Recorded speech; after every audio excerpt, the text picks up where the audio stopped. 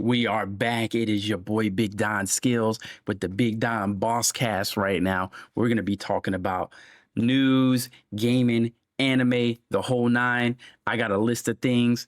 It's been a while since we've done this series, and I'm looking forward to getting back, fine-tuning things, and improving as we go. So just like that, man, we're going to jump straight into it. As always, if you like this, if you're listening to this on YouTube, you know what to do. Like and subscribe to the channel. If you're on Spotify, any other streaming services, go ahead, add it to your playlist. Like, spread the love about your boy Big Don. Let's get straight into it. So first thing we're going to be talking about is notable video game releases, new and upcoming. So this is going to be on the period of 17th of March, the week of 17 March. I can't believe it. Yo, some of these week's new games are going to include a series that I always mispronounce. Atelier Yumiya, The Alchemist of Memories and the Envisioned Land. Bleach Rebirth of Souls. That's a game that's been pretty interesting. I've been seeing a lot of gameplay on it. It still has an anime fighter vibe to it. But I'm curious to see on what direction this one goes, if it's got potential or if it's going to be another anime fighter. We've got Urban Jungle. We've got another big one with Assassin's Creed Shadows, a game that's got a lot of unwarranted and, let's be real, weird controversy behind it. But I'm looking forward to this. I actually think I may cop this one. March 20th, we got 3 days and I got 3 games to beat. Next, we got Cataclysmo. And then we also have Rendering Ranger R2 Rewind, which I've never heard of. We've got Roller Coaster Tycoon 3 Complete Edition. They are still making bank off these Roller Coaster Tycoon games. We also got Xenoblade Chronicles X Definitive Edition. And then we've got Rainbreaker. And as mentioned, all of these games are releasing on March 20th, except for Altair Lumia, Bleach Rebirth of Souls, and Urban Jungle, which release on March 21st. So pretty solid week. Nothing super game breaking, but Xenoblade Chronicles is going to be pretty big for the Xenoblade fans. I owned it on the Wii, wasn't into it myself. Excuse me, on the Wii U, wasn't really into it myself. Hey, but I'm always happy for another fan base, right? They deserve this game. Bleach will be on my lookout, and then I'll see what Atelier Yumiya is looking like as well. So let's jump into the next thing. Now, we got big news right here about Pokemon Go developer Niantic to sell the gaming business to a Saudi group. Ooh, Saudi Arabia. All right. Niantic Labs has announced that it's selling its video game division to Saudi Arabia-owned mobile developer Scopely for $3.5 billion after struggling to replicate the success of Pokemon Go across its other AR games. The newly inked agreement includes Niantic's Pokemon Go, Monster Hunter Now, and Pikmin Bloom mobile gaming titles. So 3 gaming titles. Niantic games have always been a bridge to connect people and inspire exploration, and I am confident they will continue to do both as part of Scopely, said Niantic CEO John Hanke. I firmly believe this partnership is great for our players and is the best way to ensure that our games have the long-term support and investment needed to be forever games that will endure for future generations. The acquisition is subject to regulatory approval and other closing conditions. Should the deal go through, it will also bring Niantic's social companion apps for Pokemon Go, Campfire, and Wayfarer under Scopely ownership. Scopely says it will begin Niantic's entire team of exceptional game makers and category-leading games. However, the Peridot and Ingress AR gaming titles, the latter of which is also supported by the Wayfarer mapping app, will remain under the ownership and development of Niantic Spatial. Pokemon Go attracted more than 500 million players in its first year, but its popularity was impacted in 2020 when global COVID lockdowns kept people inside their homes. The company has since canceled multiple projects and laid off at least 310 employees, my goodness, between 2022 and 2023 in an attempt to weather the current challenges in the market. Today's announcement is Saudi Arabia's latest attempt to muscle its way into the gaming industry, having used its Saudi Public Investment Fund, PIF, to acquire stakes in Nintendo, Activision, Blizzard, and EA. The PIF was also used to establish esports and gaming company Savvy Game Groups in 2021, which later acquired Monopoly Go developer Scopely for 4.9 billion in 2023. Goodness. I forgot Monopoly Go actually existed. The announcement appears to be the 2025 mega deal that Scopely's chief revenue officer Tom O'Brien teased last year, saying during a Q&A that it would involve a scale global franchise doing hopefully at least $1 billion in revenue. Niantic Labs doesn't disclose its earnings to the public, but Scopely said in its announcement that Niantic's gaming businesses drove $1 billion in revenue last year. No surprise. And Pokemon Go alone is estimated to have bought in $7.9 billion since launching in 2016. So Niantic is selling Pokemon Go. Like, my take on this, it's interesting that Saudi Arabia, you're starting to see this a lot more.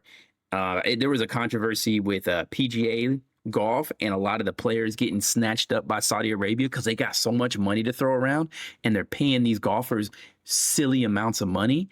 And like the news article said, they're kind of like muscling their way into industries because they literally have the money to do so. So this is going to be interesting to see if this causes a shakeup in these companies or industries that Saudi Arabia is really investing into, or if it's just another attempt to just have more control and make as much money as possible.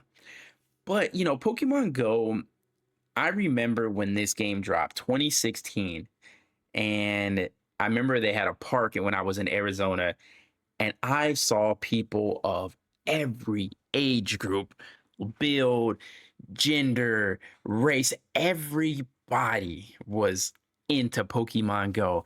And that game's launch was absolute trash. And I don't know if people remember this, like the parks barely worked where you could, you know, you go to the certain areas and you would be able to capture the certain Pokemon. That didn't work. The battles didn't work for like a month.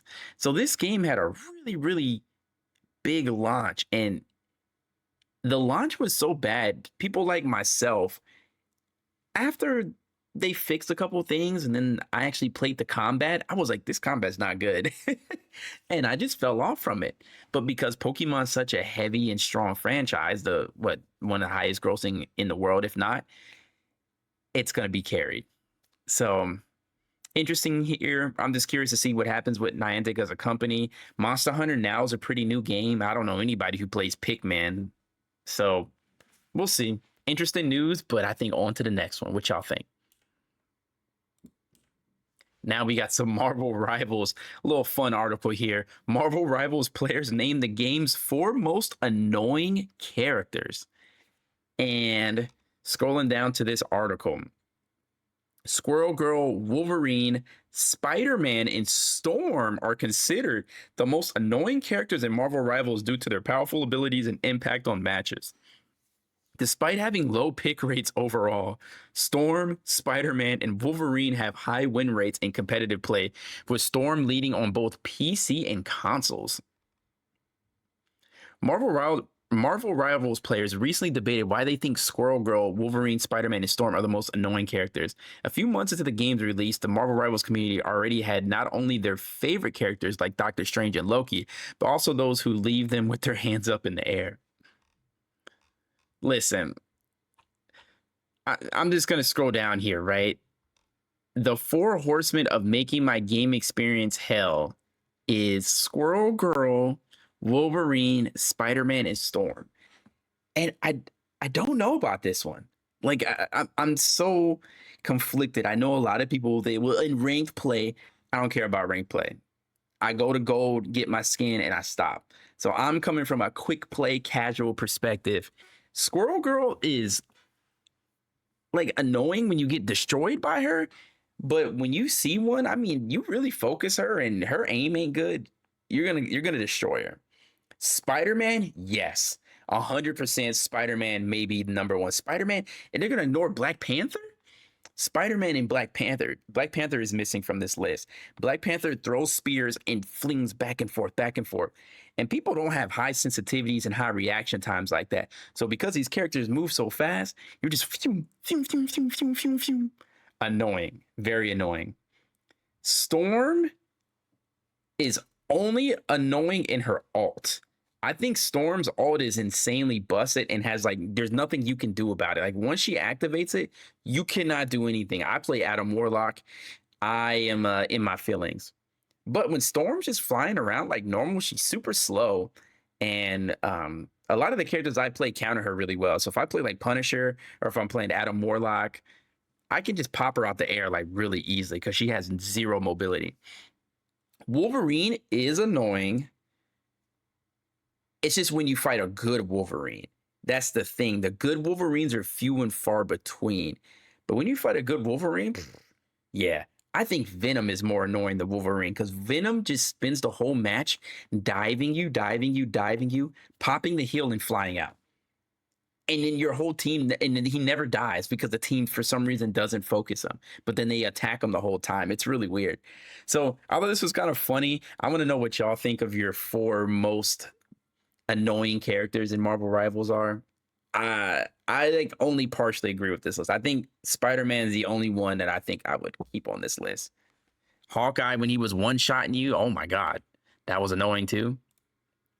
And in another news for Marvel Rivals, just super quick as well, Steam meets Rebellion, tech meets anarchy. The streets of Marvel Rivals are about to get loud. Iron Man Steam Power and Spider-Man Spider-Punk 2099 suits are bringing 2 majestic versions of alternate timelines, an innovative past, and a raw, unfiltered future. In the fight for the past and future, who will you stand with? Available March 20th. So a new bundle coming for Marvel Rivals March 20th / March 21st, depending on your region. You got the Spider-Punk 2099, which is really, really cool looking, as well as the Iron Man Steam Power. It's got that steampunk look. Almost looks like a prototype for Iron Man. So cool looking skins for Marvel Rivals. Just wanted to add that on top of the article we were looking at. Good stuff. Not 2 characters I main, and plus he has a Battle Pass skin already. That's really badass. Iron Man does, but I think it's cool, and I'm a terrible Spider-Man. All right, next, Final Fantasy Pixel Remaster series sales top 5 million, and Final Fantasy series sales top 200 million. That's a crazy milestone. 2 million units sold since September of 2023 for the Final Fantasy Pixel Remaster. I did not know this game was popping like that. Total sales of the Final Fantasy Pixel Remaster series have surpassed 5 million units worldwide, and total sales for the Final Fantasy series have surpassed 200 million units, Square Enix announced. And for anybody who's just tuning in, the graphic here shows on the left, the Final Fantasy series has now sold over 200 copies across the globe, and it has 200 million, copies across the globe.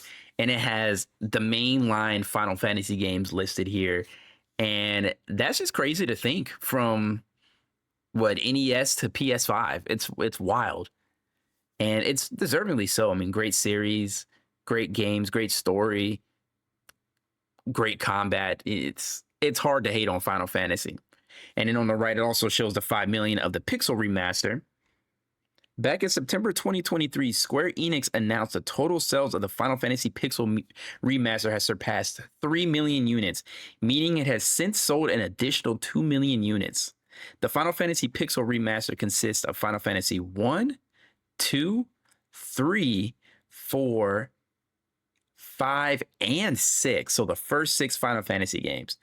The series first launched on PC via Steam, iOS, and Android with Final Fantasy 1, Final Fantasy 2, and Final Fantasy 3 on July 28th, 2021. Final Fantasy 4 on September 8th, 2021, and Final Fantasy 5 on November 10th, 2021, and Final Fantasy 6 on February 23rd, 2022.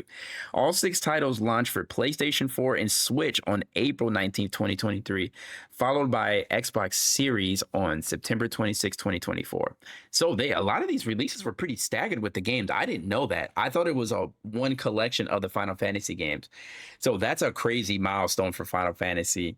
I've never played the Pixel Remaster. I know it has like that overdone filter, and I'm not a fan of like the smoothed out filters for old games that they try and remaster. I prefer a scan line filter over my stuff, me personally.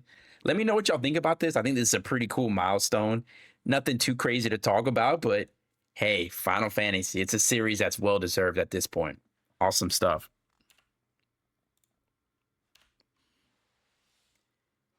Now we're going on Split Fiction. Split Fiction sells top 2 million in 1 week. That crazy. Another sales milestone achieved. Total sales for cooperative action adventure game Split Fiction have surpassed 2 million units just 1 week after its release. Publisher Electronic Arts and developer Hazelight announced. The milestone update comes after the game sold over 1 million units within its first 2 days of sale. Split Fiction launched for PS5, Xbox Series, and PC via Steam on March 6. Now, for anybody who doesn't know about Split Fiction is a co-op game where it's like in this game it's two girls, and I guess they have kind of some beef with each other, and they get transported to this world where they have to cooperate together. And this company is known for making these cooperative adventures that are just everybody loves it. They're great to play with your kids, your significant other, your friends. And this is a game I'm actually planning on picking up this week as well. It Takes Two was amazing. It was a couple that was trying to work together.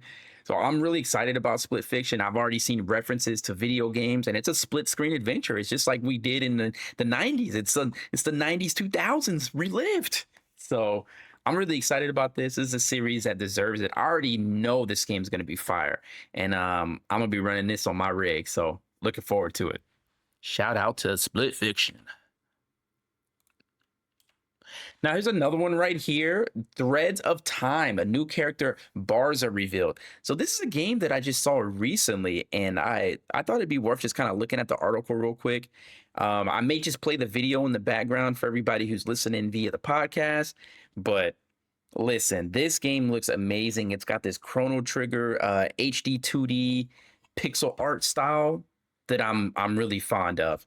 So publisher Humble Games and developer Rio Games have released a new trailer for turn-based RP Threads of Time, introducing new character Barza. And just a quick about me section of this.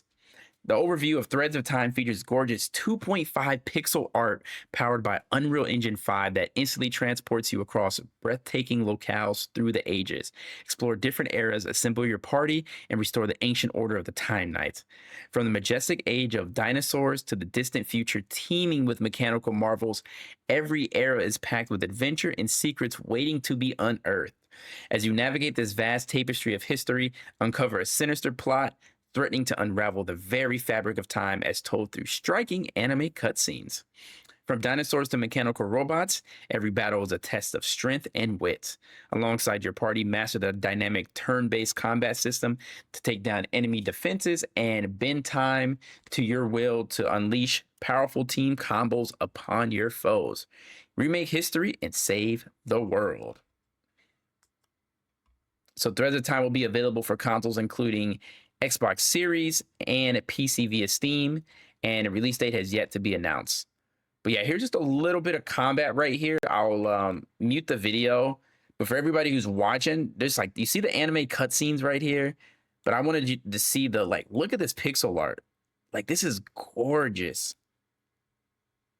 Look at that HD 2D look. It looks old school. It's got that Chrono Trigger vibe. It's got that Octopath vibe. Look at this move right here. That's sick. Come on now. So this is one of those games, and it even gives me Sea of Stars vibes. Like, I was thinking of how Sea of Stars had that really nice art style as well. So this is something I'm going to be keeping my eye on, and I'm looking forward to a nice new RPG this time around, this new season. All right, next, we got something but the movie scenes right here. Here's Johnny. Mortal Kombat 2's exclusive first look reveals Carl Urban's Johnny Cage plus Katana and Shao Kahn. Urban, Adeline Rudolph, and Martin Ford are ready to fight alongside returning cast members. And for everybody who's watching, there's a picture right here. It is Carl Urban, all right, aka my man from The Boys, and my brain is not working right now. Why would I not remember his name? Come on, Huey. We're waiting for Huey. So Carl Urban as Johnny Cage is really interesting, and I want to see how he pulls off the American accent. One thing about like British, Australian actors, they do a really good job of masking like their accents when they're playing American-based characters. And the whole identity of Johnny Cage is is a cocky American actor who can throw hands, right? So the ending of 2021's Mortal Kombat signaled where the franchise would go next. Hollywood. After a bloodbath between the champions of Earthrealm and Outer World, former MMA fighter Cole Young, who's Louis Tan, a descendant of Hanzo Hasashi, which is Scorpion, set out for Los Angeles to find a new recruit to aid in the battle ahead, Johnny Cage. A prominent and eccentric character from the video games as well as past movie adaptations, Johnny was only teased in the first film through a poster for his Citizen Cage flick. But now the boy star Carl Urban officially takes his place alongside other either realm Earthrealm champions. My goodness, I cannot talk. In Entertainment Weekly's exclusive first look at the sequel, Mortal Kombat 2 coming to theaters and IMAX locations on October 24th. I'm looking forward to this one, actually. I really liked the first one. I didn't care for Cole as a character, but everybody else was really cool. I liked Kano. I thought Kano was really funny. I thought Scorpion and Sub-Zero were like perfectly cast. So you finally get to see Johnny Cage, Ed Boon, Mortal Kombat's co-creator and head of gaming developer NetherRealm Studios, tells EW. His integration into the Mortal Kombat story and universe is a big part of what this movie explores. He's a washed-up Hollywood guy thrown into this magical, ultra-violent thing. Carl, his depiction of Johnny Cage is different than our games in some ways. He's adding his own flair to it, but I think it'll feel fresh. There's like a novelty factor in there. Okay. I hope they do it right though, because Johnny is cocky. It'd be interesting if they made this Johnny like more badass, but like Johnny is cocky and he has that sense of humor. So as they keep that intact, this character should be all right. And I trust Carl Urban's ability to act as well. Just like Tan Cole's in the first Mortal Kombat, Boone says Johnny serves as the audience's lens into this new story. He calls the character's introduction ridiculously hilarious, having incited some of the biggest laughs from the early screenings of Mortal Kombat 2. But director Simon McQuoid felt it was a balancing act to try and strike that tone.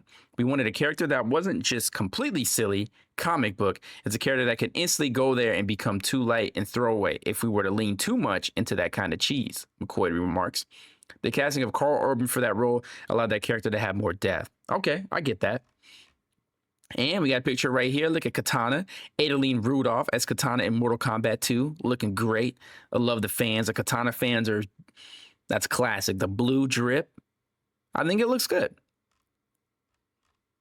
So scrolling down, this is a very long article, but we're just going to scroll down to Shao Kahn right here. Martin Ford as Shao Kahn. I don't know who Martin Ford is, but this is a very interesting look for Shao Kahn. He looks like he resurrected from the dead, but it looks kind of sick though. Like it almost gives me Terminator vibes in a weird way. Like it looks like Terminator. But Shao Kahn is like one of my favorites. So I really hope they do Shao Kahn right, because Shao Kahn in the original Mortal Kombat 2 in the movie from the 90s was awful. That actor was garbage. So I'm hoping that they do this Shao Kahn justice. I think they can. I think they definitely will. But yeah, it's Scorpion. That's the Scorpion. Oh, yeah, he's back. He never died. So Scorpion's going to be Mortal Kombat 2. I need them to bring Sub-Zero back because Sub-Zero was just too cold. Like, pun intended. I need them to bring Sub-Zero back. So what do y'all think about it? We got Makad Brooks. We got Liu Kang. We got Sonya. We got the classics back. What y'all think about Mortal Kombat 2? You're going to check this out when it comes out in October? Let me know down below. And then also we have some motivation. We got a little TikTok of the week here. All right. So this is from the influencer Higher Up Wellness. I really like his stuff. He does a lot of motivational content, but I thought this was a really good video, just talking about like following the plan, like doing what you're supposed to do, not just based on how you feel. So I may not have felt like recording today, but I did it, right? And so that's important. You got to push yourself sometimes, even when you don't want to. You know what is a fucking superpower that not enough people talk about on here? The ability to follow your plan and not your mood. That shit, it's one of those things that's such a paradox because it's so simple in theory, Yeah, of course, if I have a big goal, if I want to lose 50 pounds, build muscle, I want to build a business, I have to do things that put me towards that just about every day, whether I feel like it or not. Mm-hmm. Simple concept. Work every day towards something, you'll get closer, right? But then you get to that point where you really don't feel like doing it, and you realize, one, your brain is not your friend, and two, this is way fucking harder in application than it is in theory. That's why I always say it isn't easy, but it is simple. These things are not easy to do, but they are simple to understand in theory. But the fact of the matter is, if you can just work towards things every day, regardless of your emotional state, you don't rely on motivation, you don't rely on being happy, you just do the thing and take the emotion out of it, whatever it is, ultimately the world is your fucking oyster. Like the last few days have been rough, and the last thing I wanted to do is make content, podcast, and definitely haven't wanted to train, and I've done all fucking three of them. You have to And sometimes. here's the beautiful thing. I know now that even though it's probably not the best progress that I could have made towards the goal, it's some. 1% rule. I probably had 20% to give every day this week, but I gave it. So that day it's 100%. And I get the me on the other side of the thing. The feeling of having done the thing you were supposed to do when you really didn't want to do it is the most incredible dopamine hit you can Agreed. experience. So today is Saturday. You have the opportunity to fuck off. Maybe skip what you had planned that was going to move you forward towards your goals. I urge you, no, I implore you to just do it anyway and then earn your leisure afterward. I Yes. promise you're going to feel so fucking proud of yourself. It isn't easy, but it is simple. Don't Yeah, this is so good because I think about yesterday when I worked out. I've been a little bit inconsistent with my workouts, but I had a headache. I had to take some Advil earlier. I was not feeling it at all. And I went down there, got a nice little run in, ran for about 15 minutes, and then I did chest day. And so I ended up getting a full workout in, and then my head felt a lot better afterwards. But I was debating not going to work out because my head was hurting. So those are like just the little things, right? And even today with making this, as I said earlier, I didn't feel like it at first, but I was like, you know what? No, don't. The more you delay, the further you're moving away from your goal too. So this is great. I thought this is something everybody should listen to. And I'll definitely start doing these like favorite TikToks or favorite videos of the week. Moving on, baby. All right. So you can now hack any Xbox 360 with a USB stick, but there's a catch. We hope you like repetition. A hacked Xbox 360 is a pretty essential piece of kit these days. There's no small part in the fact there are many games for the system which are no longer available to download legitimately. So sideloading them into a hack console is the only way to enjoy them in 2025. Previously, modding your Xbox 360 was quite an involved process, but a new soft mod enables you to get an unsigned code running with nothing more than a USB stick, some special software, and a digital copy of Rock Band Blitz trial version. As highlighted by modern vintage gamer, the new hypervisor hack entitled Bad Update can be installed on any Xbox 360 console, even the later more secure Winchester revisions running on the latest system firmware 17559. Previously, it was believed this kind of exploit required a physical copy of Tony Hawk's American Wasteland, as the exploit uses the game's save file to run. However, it has since been pointed out that you can simply download a trial Xbox 360 title to your USB stick, the aforementioned Rock Band Blitz, and run the exploit that way. Trial versions, in case you didn't know, are essentially the entire game with full functionality locked behind a microtransaction.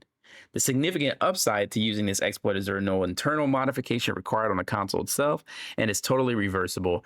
The second point is actually related to one of the big downsides. The mod isn't persistent, so you'll need to do it each and every time you power down your Xbox 360. Couple this with the fact that it takes about 10 to 15 minutes to execute the exploit, and it becomes somewhat less appealing. You'll also need to patch your homebrew executables in order to make them work. Even taking all this into account, the fact you can now hack Xbox 360 using nothing but a FAT32 formatted USB thumbstick is a remarkable achievement. Yeah. So, hacking for the Xbox 360, it's been around for a while. There's been a strong modding community. I've never personally felt the need to mod my 360, but I think it's really cool for enthusiasts and people who like to have older systems. And like they said, the library for the 360 is dying. And it's one of my favorite consoles of all time. I love the Xbox 360. So it's pretty cool to see that people are still just tinkering and, going on with things like this. All right, everybody, that about wraps it up for the first revised episode of the Big Don Boss Cast. Listen, I appreciate everybody who's tuned in with me today. It's been super fun. I hope y'all enjoyed. As always, I want feedback on potential topics for the next episode. Feel free to send me DMs, hit me up in the Discord if there's articles or topics that you want me to talk about. But it was super fun making this. And like I said, we're only going to get better and better and better. And we want this to be on every social media platform possible. All right. So if you're watching this on YouTube or on Spotify or Apple, whatever the case may be, I want it to be available for everybody. So thank you again. I appreciate y'all for being here today. And as always, like, subscribe, follow, share, let the homies know. You know what it is. It's your boy Don signing out. Deuces. Peace out, y'all.